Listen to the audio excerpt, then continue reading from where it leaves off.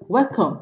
In this lesson, I'll be showing you how to use data validation feature in Excel to restrict users from entering invalid dates.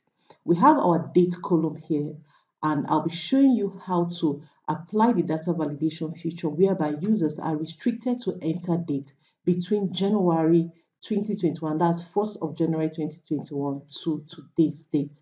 First, you select the range you want to apply the data validation feature on. I'll select A8 to A13. You go to your data tab, select your data tab. Under the data tools, you select the data validation option. Now, you want to allow dates,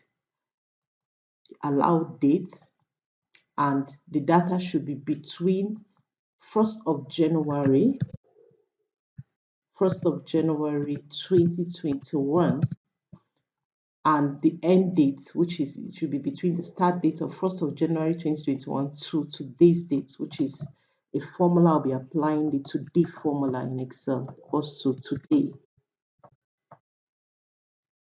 Good. Now I'll input an error message that will pop up whenever an invalid date is inputted, and I'll tag it. The title is invalid date, and the error message should be date entered is outside 1st of January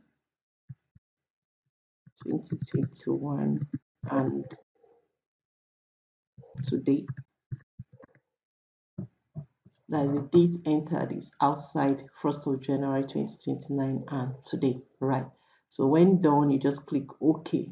My date is OK. And you click OK. Good. So let's test what we just inputted. I'll input a date within that range. I'll just input, let me say, 12th of January 2021, and yes, it's accepted. So let's input a date outside that range. Let's say 27th of December 2020. Wow. Now you see date entered is outside 1st of January and today. So it's telling the user that the date is invalid. So you just cancel. Let's put a date outside today. It's 14th February 2021. Right. So the same error message pops up. Right.